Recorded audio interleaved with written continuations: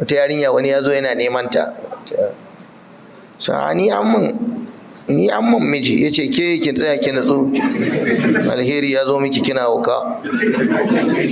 Yana da kuɗi ne yaro, akwai kuɗi a hannu. Ni ba zan karya alkawari ba, wallahi ina da mai nema na. Ya ce to karki karya alkawarin. Ina saurayin naki?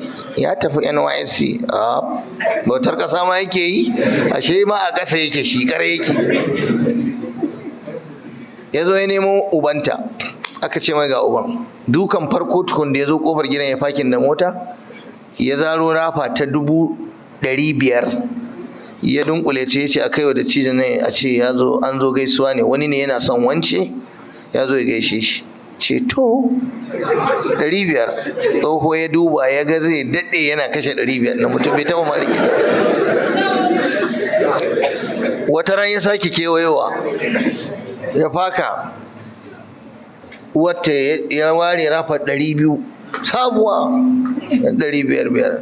Ce a kai mata, ce wannan ta ringa ɗora kati. Daga ina? Wani ne yana son wance amma bata ba shi haɗin kai ba, amma dai kyautatawa ce.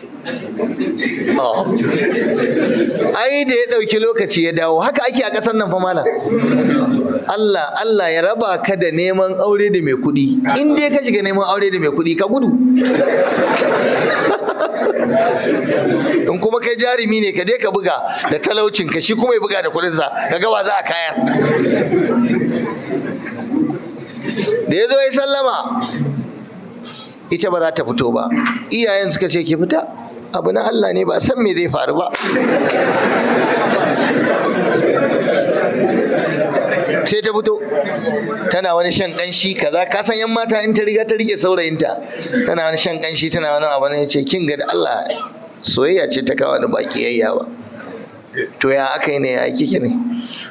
Lafiya.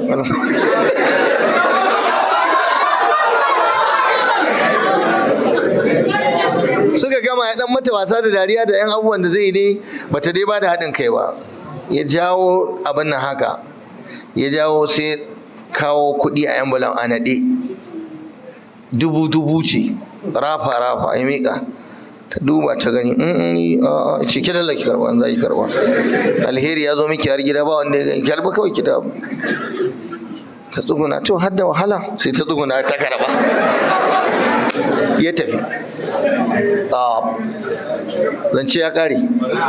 Kaga ya samu yarinya a kudin da watakila bai wuce miliyan 1 ba. Ai ya ma zurma ya zuba da yawa. Ina dan uwanka goganka yana can, yana NYSC a Enugu. Can suna tsalle yana bautar kasa, an gama alkawari in an dawo daga NYSC zai aure. Ya fara buga waya, yarinya ta daina dauka. To ya nemi abokinsa, abin nan ita aiki ya mata yawa. Yaya kaza ce dan Allah ta dauka. Ce ita gaskiya ta canja ra'ayi. Kai ma tunda ana ta jiran ka baka gama ba, yanzu sai ka je wai ka gama service kai kaza. Gaskiya ni iyayena sun ce ba zan jira ba. In takaice maka zance, yaron nan dai aka yi haƙura, an ɗaga shi sama, an buga shi. To anan abin da nake son ku da shi, samari, 'yan mata, ku zama masu amana, ku zama masu gaskiya. Wannan mun kawo labarin ta ne don mu nuna muku aibunta, dan naga akwai 'yan mata a wurin karatun nan, din da naga wani kuskure ya kamata ne bayani.